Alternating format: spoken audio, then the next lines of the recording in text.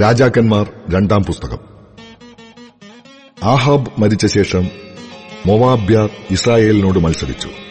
അഹസ്യാവ് ശമര്യയിലെ തന്റെ മാളികയുടെ കിളിവാതിലിൽ കൂടി വീണു ദീനം പിടിച്ചു. അവൻ ദൂതന്മാരെ അയച്ചു, ഈ ദീനം മാറി എനിക്ക് സൗഖ്യം വരുമോ എന്ന് ഏക്രോനിലെ ദേവനായ ബാൽ സെബൂബിനോട് ചെന്നു ചോദിപ്പിൻ എന്ന് അവരോട് കൽപ്പിച്ചു.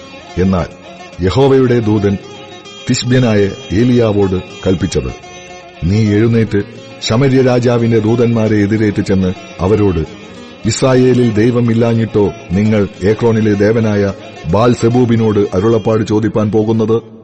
ഇത് നിമിത്തം നീ കയറിയിരിക്കുന്ന കട്ടിലിൽ നിന്ന് ഇറങ്ങാതെ നിശ്ചയമായി മരിക്കും എന്ന് യഹോവ അരുളി ചെയ്യുന്നു എന്ന് പറയുക.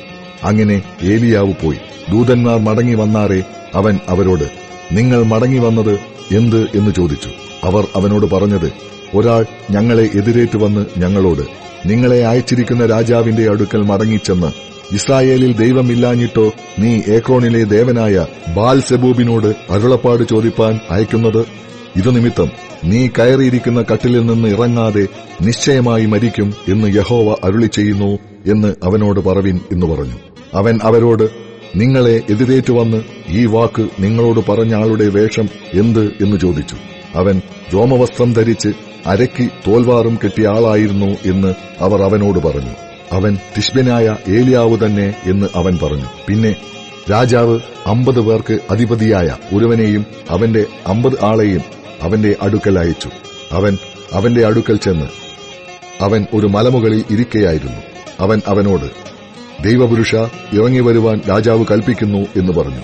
ഏലിയാവ് 50 പേർക്ക് അധിപതിയായവനോട്, ഞാൻ ദൈവപുരുഷനെങ്കിൽ ആകാശത്തുനിന്ന് തീ ഇറങ്ങി നിന്നെയും നിന്റെ 50 ആളെയും ദഹിപ്പിക്കട്ടെ എന്ന് പറഞ്ഞു. ഉടനെ ആകാശത്തുനിന്ന് തീ ഇറങ്ങി അവനെയും അവന്റെ 50 ആളെയും ദഹിപ്പിച്ചു കളഞ്ഞു. അവൻ 50 പേർക്ക് അധിപതിയായ മറ്റൊരുത്തരെയും അവന്റെ 50 ആളെയും അവന്റെ അടുക്കൽ അയച്ചു. അവനും അവനോട്, ദൈവപുരുഷ, വേഗത്തിൽ ഇറങ്ങി വരുവാൻ രാജാവ് കൽപ്പിക്കുന്നു എന്ന് പറഞ്ഞു. ഏലിയാവ് അവനോട്, ഞാൻ ദൈവപുരുഷനെങ്കിൽ ആകാശത്തുനിന്ന് തീ ഇറങ്ങി നിന്നെയും നിന്റെ 50 ആളെയും ദഹിപ്പിക്കട്ടെ എന്നുത്തരം പറഞ്ഞു. ഉടനെ ദൈവത്തിന്റെ തീ ആകാശത്തുനിന്ന് ഇറങ്ങി അവനെയും അവന്റെ 50 ആളെയും ദഹിപ്പിച്ചു കളഞ്ഞു. മൂന്നാമതും അവൻ 50 പേർക്ക് അധിപതിയായ ഒരുത്തനെയും അവന്റെ 50 ആളെയും അയച്ചു. ഈ മൂന്നാമത്തെ 50 പേർക്ക് അധിപതിയായവൻ ചെന്ന് ഏലിയാവിന്റെ മുമ്പിൽ മുട്ടുകുത്തി അവനോട്, ദൈവപുരുഷനായുള്ളോവേ, എന്റെ പ്രാണനെയും നിന്റെ ദാസന്മാരായ ഈ 50 ആളുടെ പ്രാണനെയും ആദരിക്കണമേ.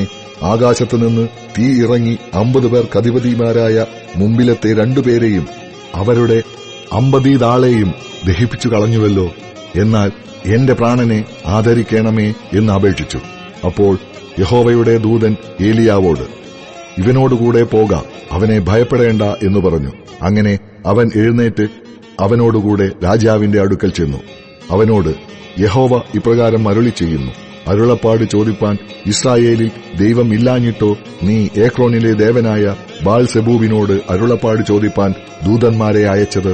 ഇതു നിമിത്തം നീ കയറിയിരിക്കുന്ന കട്ടിലിൽ നിന്ന് ഇറങ്ങാതെ നിശ്ചയമായി മരിക്കും.